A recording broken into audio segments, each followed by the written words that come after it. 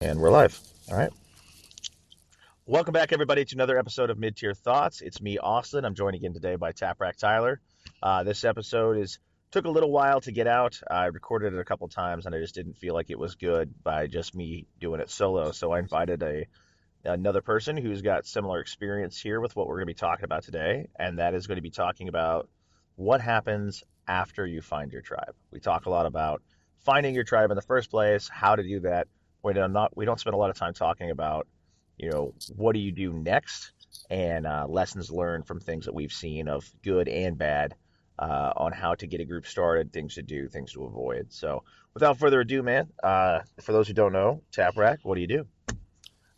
Austin, what's going on? Thank you first off for having me back. I appreciate it. My name's Tyler. I have a channel called Taprack Tyler on YouTube. I'm out here in California, so the whole point of my channel is just trying to normalize the Second Amendment here as much as I can. Like you said, recently I kind of got involved with more on the community side, trying to find my tribe, find a group, which luckily I found some awesome like-minded people, and recently we've got into training. So basically, you got all kinds of stuff on the channel, from training to reviews to my thoughts on certain products, kit setups, rifle setups, all that good stuff. But enough with that. Yeah, Instagram, YouTube, both of them going to be Taprack Tyler, TAPRACKTYLER. And again, just want to thank you for having me back on, man. I really appreciate it.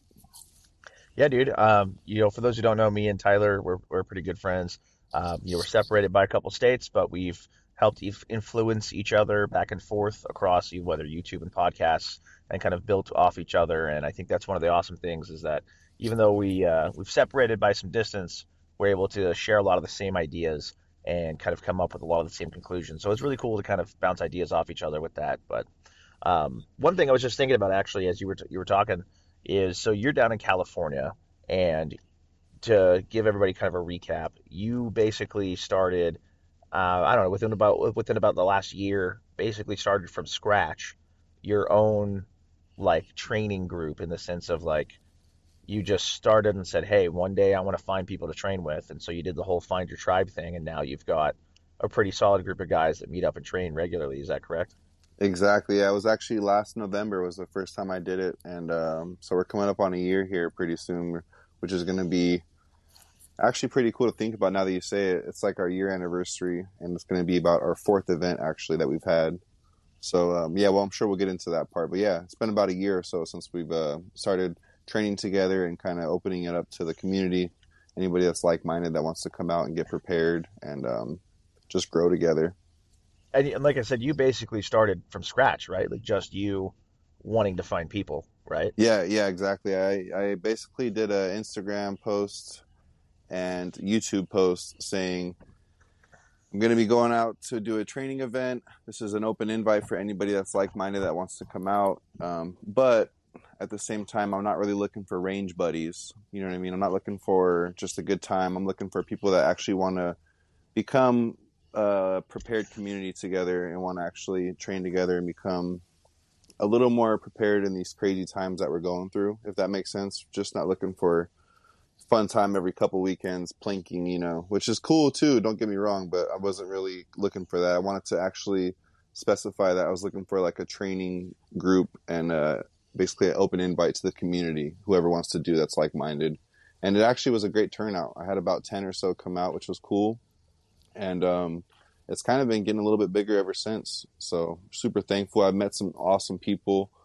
A couple people had to move, so they haven't came back, but also had a lot of returns. People that have made it to all three events so far. Again, this is going to be our fourth event. And again, it's been a blast, man. I've learned a lot. I'm always learning. And it's cool to help others that are brand new and just new to this community. It's nice to be able to help show them what I've learned, not necessarily say, hey, this is the way you should do it. Just, hey, this is what's helped me along the way a lot over the last few years. It's helped me become a little bit better. This is what I've learned, etc.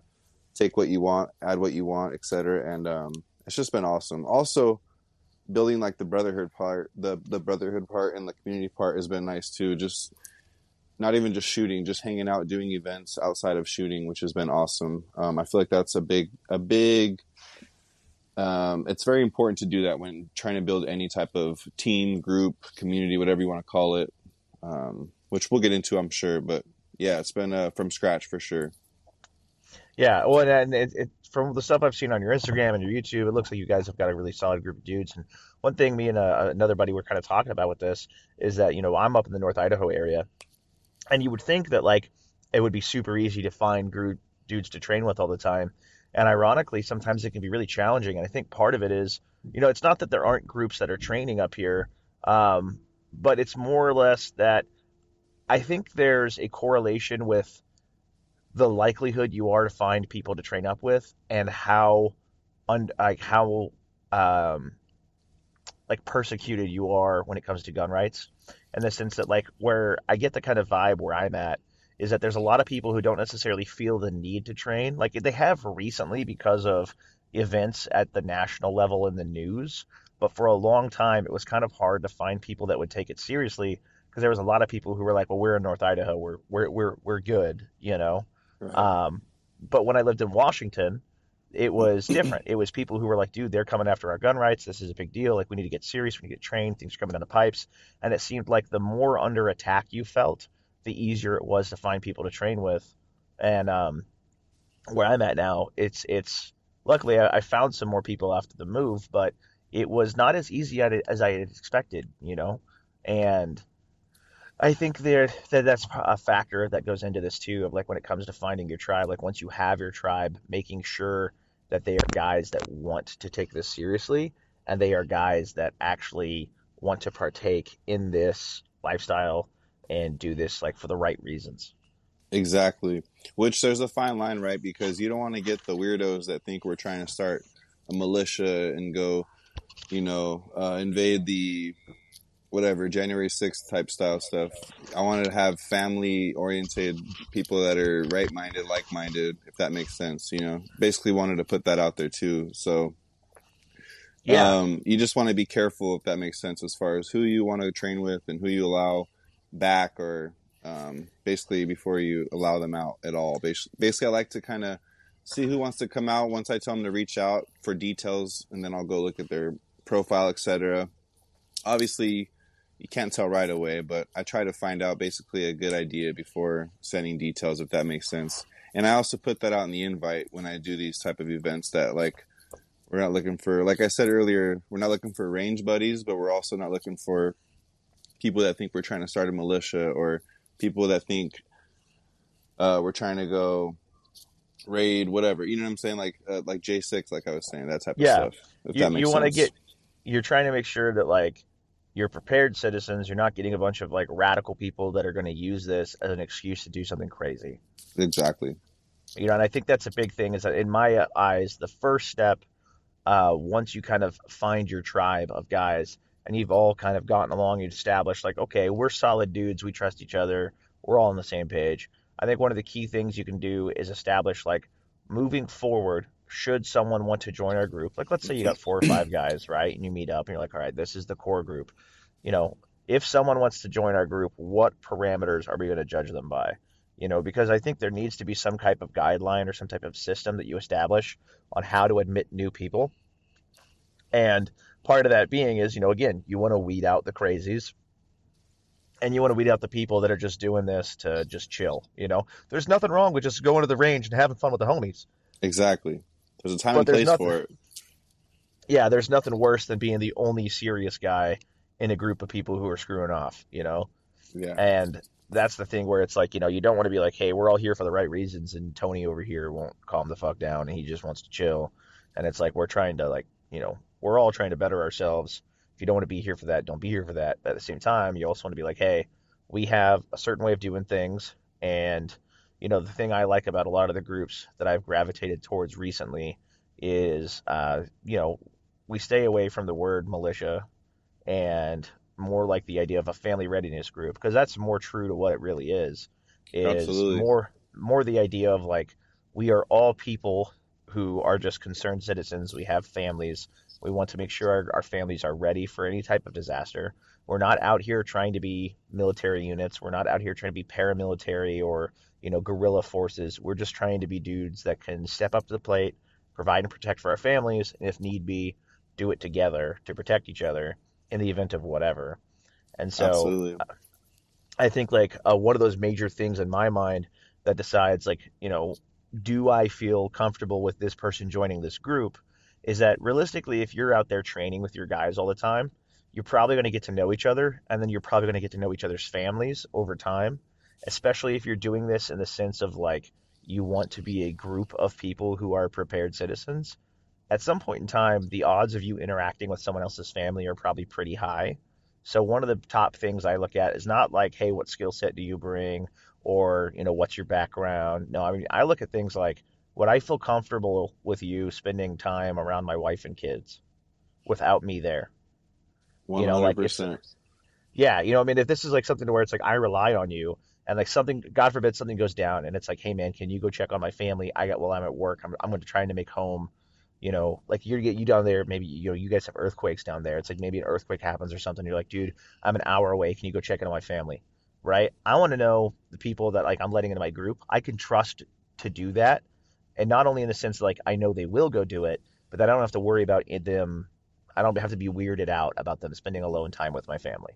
Them being You a know what I mean? weirdo, exactly. And so I Yeah, think that's a huge thing.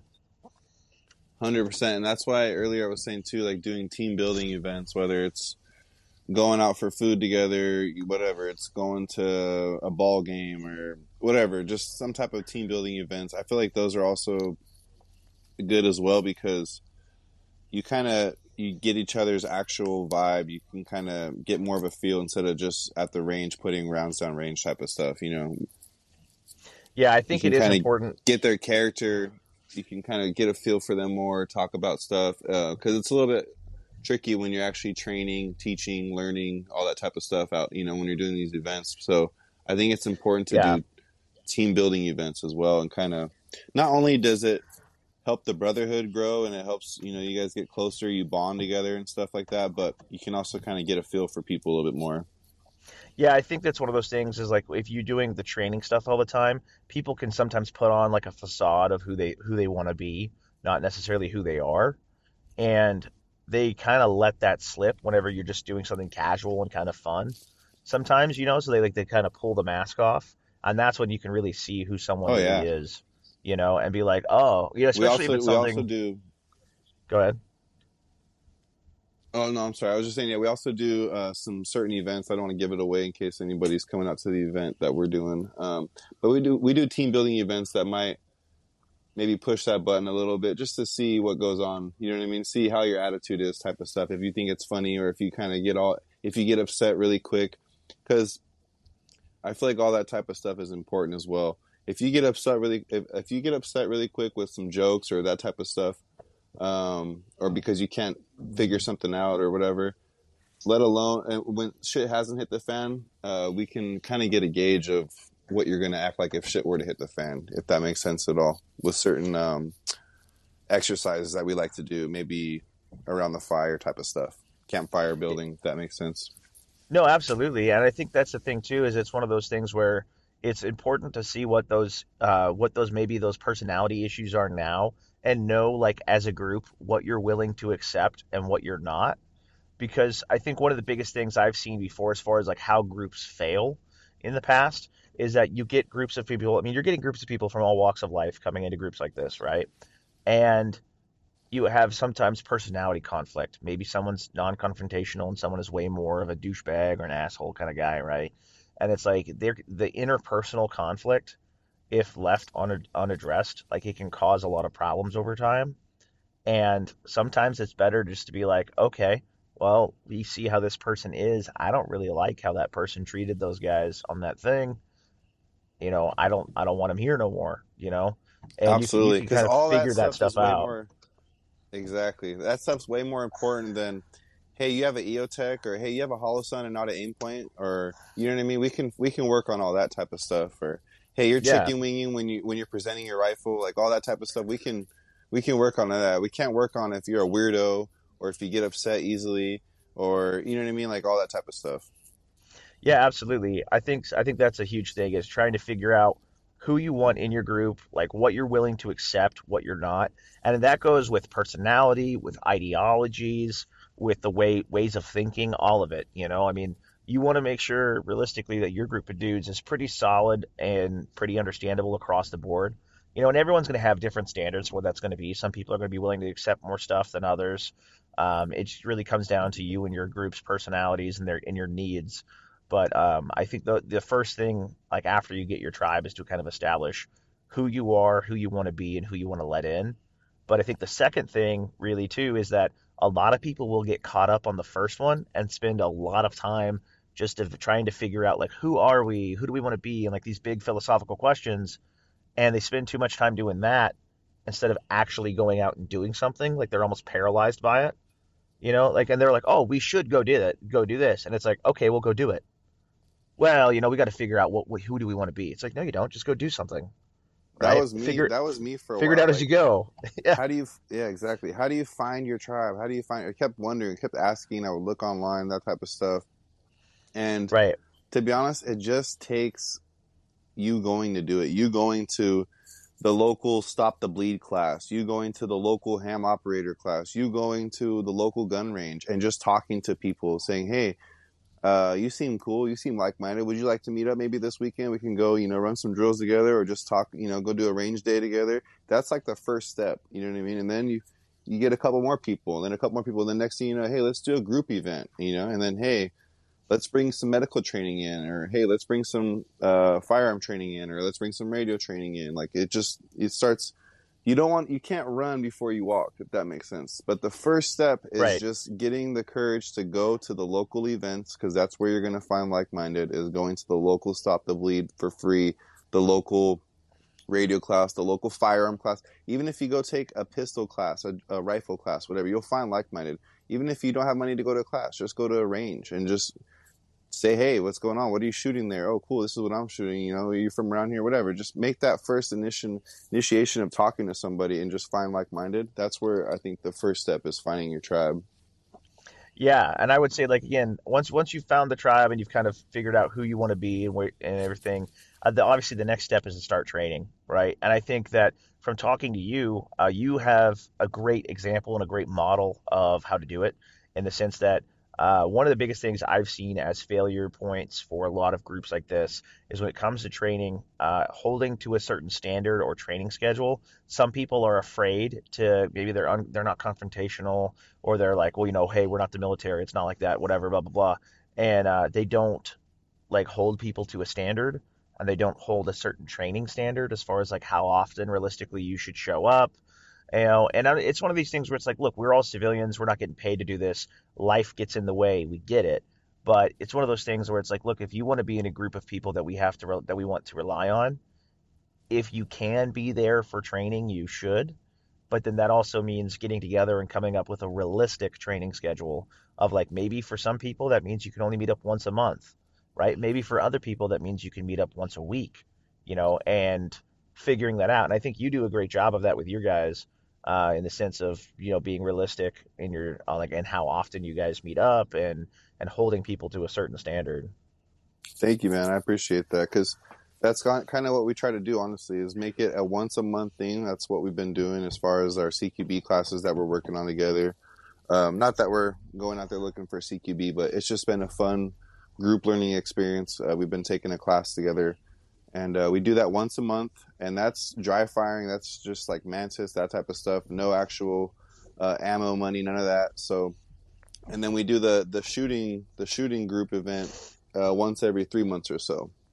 3 to 4 months we do that.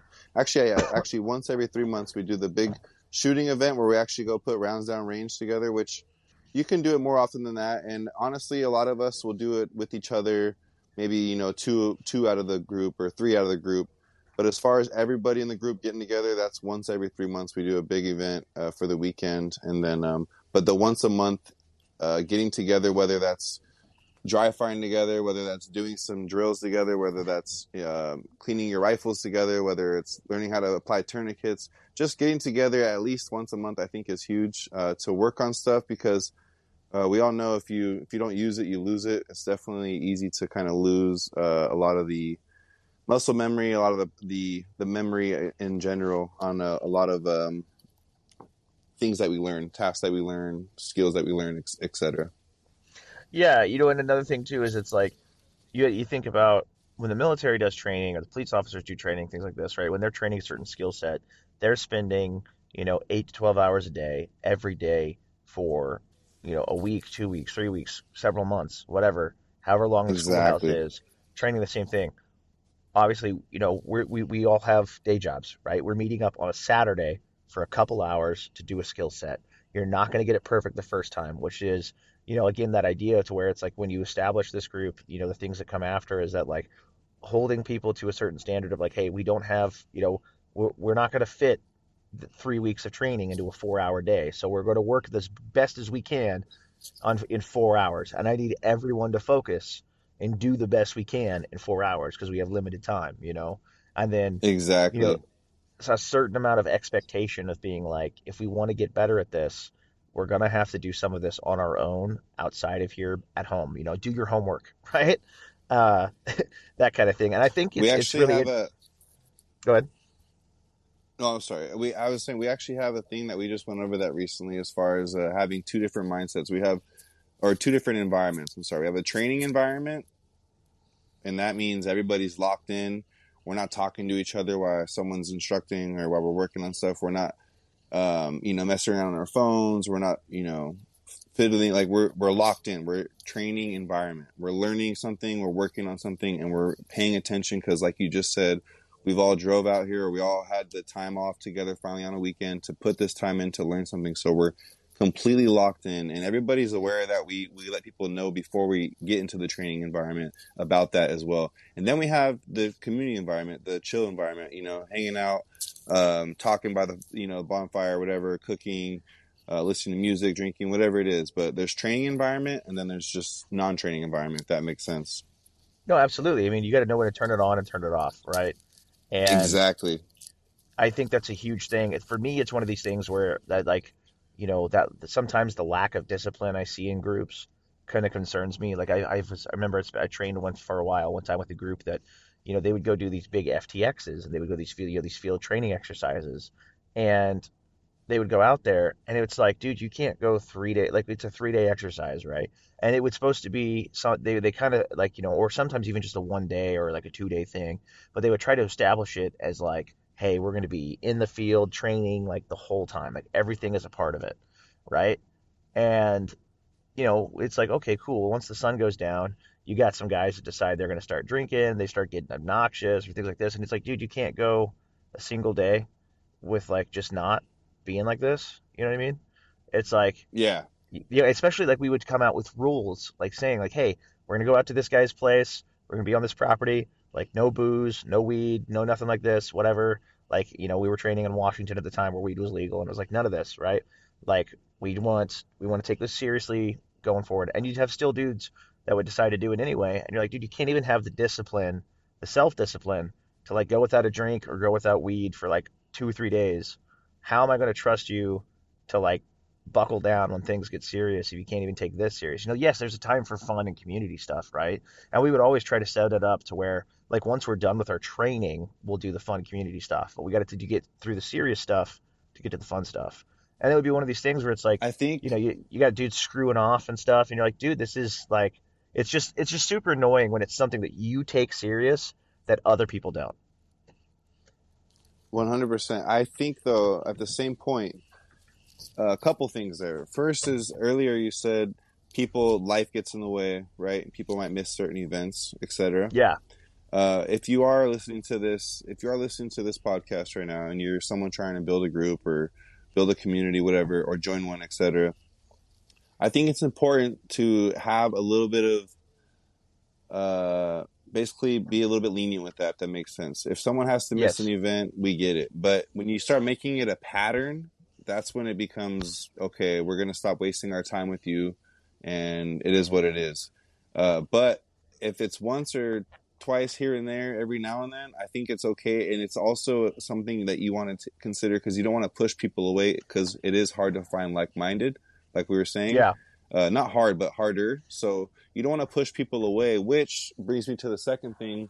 is I think what you're saying or what you're talking about is two different things in my opinion as far as an actual FTX for the weekend or a training event. I think those are two different Right.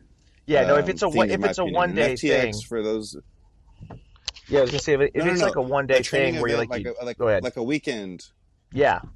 a weekend training event because we haven't had an actual FTX, which I consider an FTX is you're acting like you're in a non-permissive environment. Shit has hit the fan.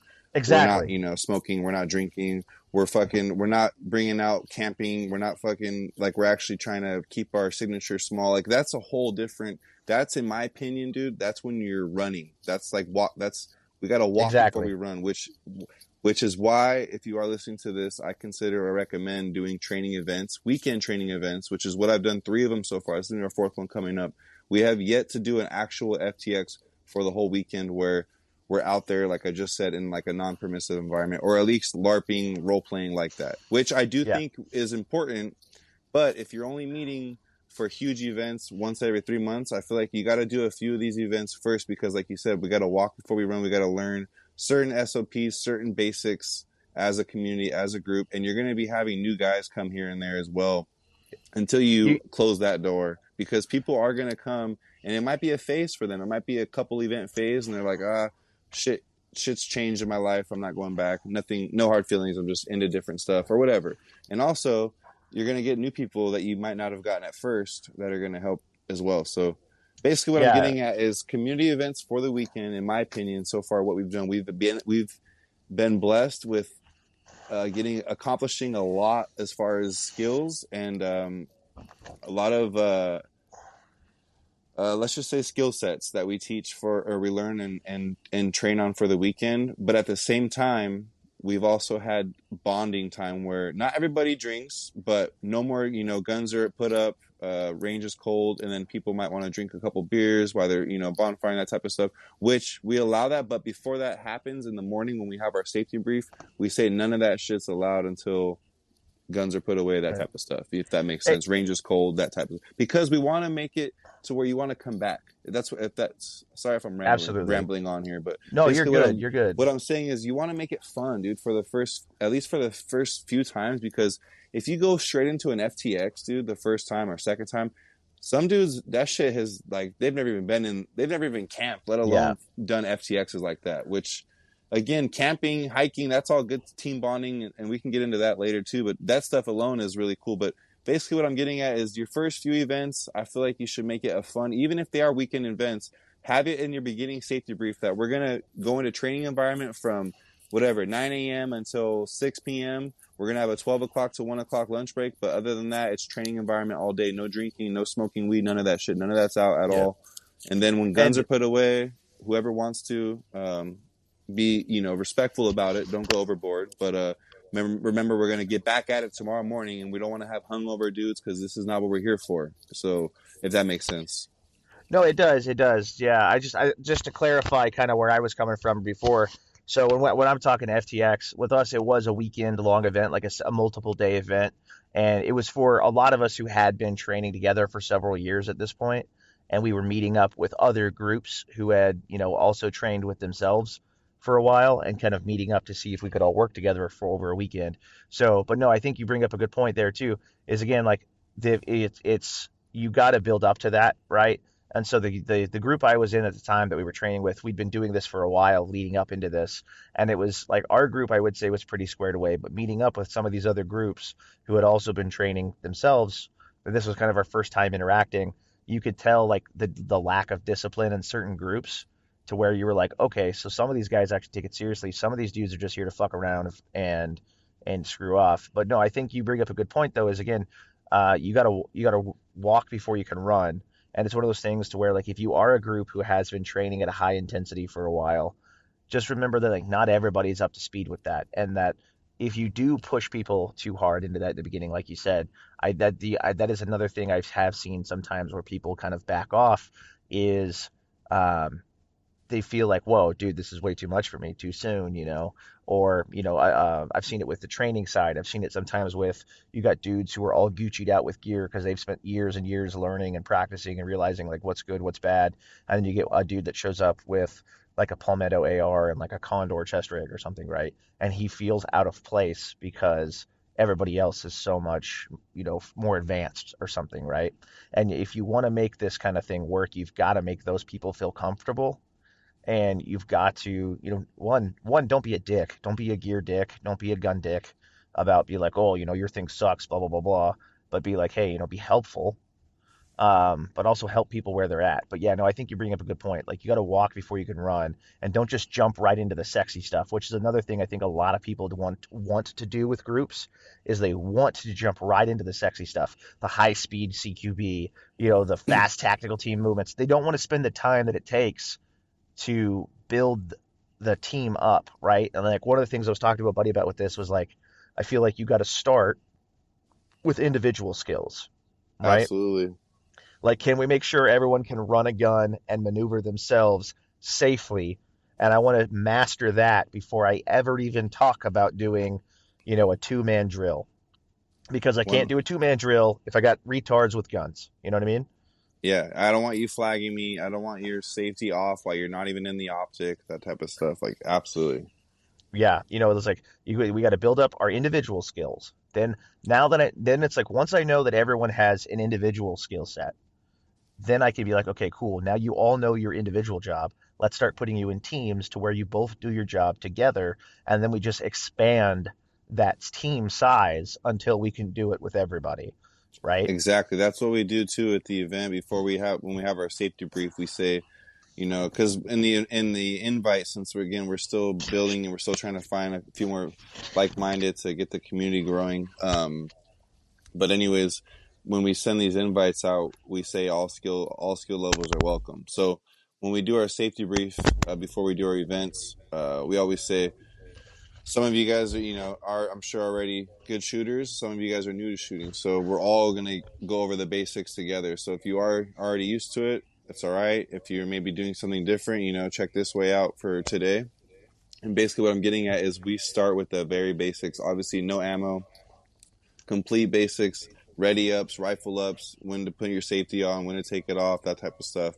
All that type of stuff before we even do any type of shooting. Which that has been a great feedback that we've had because we also do a debrief and we have people give us feedback because we want to make this better, which I'm not trying to brag, but it's been bigger and better every single time, which has been awesome, and I'm thankful. It's been a blessing.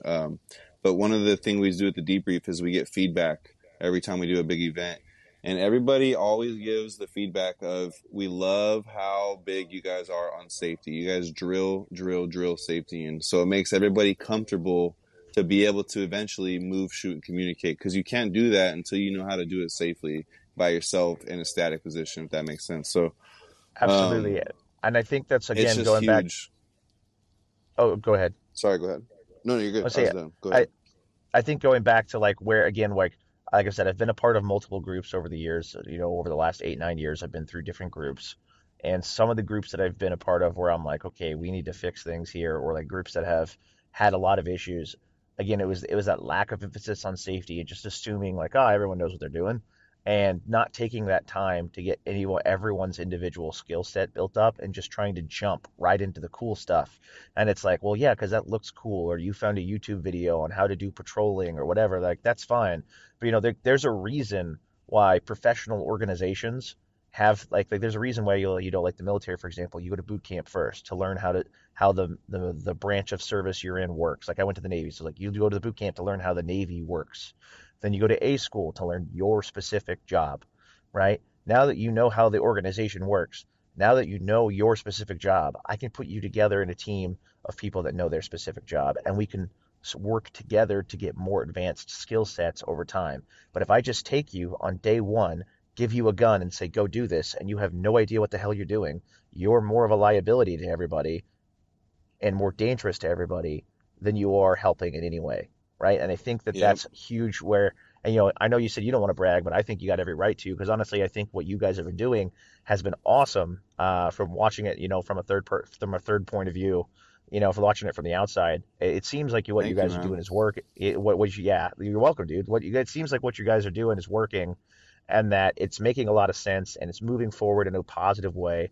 You're building people up, and that's the biggest thing is like building people up to where they feel good, like they want to come out there. No one wants like that's one of the big issues I think I have with some groups. Again, is like sometimes you get these personalities that they're like, no, I'm right. I'm the instructor. You're gonna shut up and listen to me, blah blah blah. And you're like, dude, you're a dick. Why would I Exactly. want to? Why would I come back? You know? Dude, that's exactly. I still have my original first ever invite I sent out to the everybody in the public, and that was one of the things I put in the description was we are not looking for any alpha type mentalities. You know, we don't want any betas over here, but we don't. We want we want people that have heart, but we don't want any people that think they know it all and they're the tough guy out here. We don't want that. You know, we want people that are cool to hang out with. You know, cool that you like you said, someone you trust with your family type of stuff. You know. Yeah, and I think that's honestly the biggest thing is like the whole point of like what to do after you find your tribe, right? Is one, like figure out who you want to be and who you are, right? And you can get into the weeds of like what skill sets do we have, blah, blah, blah, blah. But I don't think that matters as much as figuring out like who you are as people, right? And what your goals are as people. Then, like we said, just get out there and start training. Like think it'll start to take form on its own, right? It'll kind of start to become its own beast Yep. as it happens. And but you're never going to get to that point if you don't take that jump. And then thirdly, just, making it an environment that everybody wants to be in. And you don't have to kiss people's ass or be politically correct about it, but just like you said, in a way, like you want to make this something that people enjoy doing and that they enjoy the people they're around. Because if it becomes something that you're like, oh, I gotta go train today, you know what I mean? No one wants to do Exactly. that. You know what I mean? No one wants to be forced to go do Exactly. something. Yeah, We want this to be something that you're looking forward to, which again, I'm so thankful. It's been a blessing. Everybody that has, um, honestly, I say we have about, we probably had total of 17 different people come out or so, maybe 18 different people come out so far to all the different events. yeah, And I'd say we have about 12 people, 13 people that are just constantly texting, when's the next event, DMing, when's the next event, looking forward to the next event. Like they always want to come out and hang out, and like they're looking forward to the next event, which is we have about 5 or 6 or 7 that are like the core, hang out every week or two, go shoot with each other, that type of stuff. But like for the huge 3 month event, we have a good like 13 or so that are all constantly reaching out to see when the next event is, which I'm not saying like, again, not bragging, but I'm saying it's nice to, like what we're talking about right now is they want to come back. They've had a good time so far at 3 different events so far, and it's like um, it's nice to hear instead of like, I'll check my schedule type of stuff. Like they're reaching out saying, when is it? When is it? When can we come back? That type of stuff. Like they're looking forward to it, which is what you want. yeah. And I think that's exactly where you're at. And like I think it's important what you said in there is that you guys are meeting up once a month to do something, and then once every 3 months is shooting, and then you got guys meeting up on their own time in between, which I think that's signs of like a really good signs of a productive group is when people are wanting to do stuff more like on their own, even whenever they're not, they're not coming to just the obligation, they're coming to do it on their own outside of that. And that another big thing too that I think you said was interesting is that you guys are doing the shooting only once a quarter, once every 3 months. Yeah. And I think that's important because it's like a lot of people, I think, again, that we get attracted to just the sexy stuff and we just want to run and gun and do all this stuff all the time. But like, one, there's other skill sets outside of just shooting that are involved in this. And two, that also can be very intimidating for a lot of people if you're shooting every single time because ammo is expensive and people are coming from Financially. all, yeah, financially, people are coming from all different levels of security when it comes to that. Yep. And people might be like, man, I can't be a part of this group because I just can't shoot 500 rounds a week, you know, Exactly. and they feel intimidated by it, and then they don't want to show up because they don't want to look poor, because there's stigma and stuff around it. So, or worse, they're making poor financial decisions to try to impress you, you know, Which causes and problems at home, and now they don't want you to go training. The wife doesn't want you to go training because it's expensive, and you're shooting all the time, and this and that. yeah, exactly.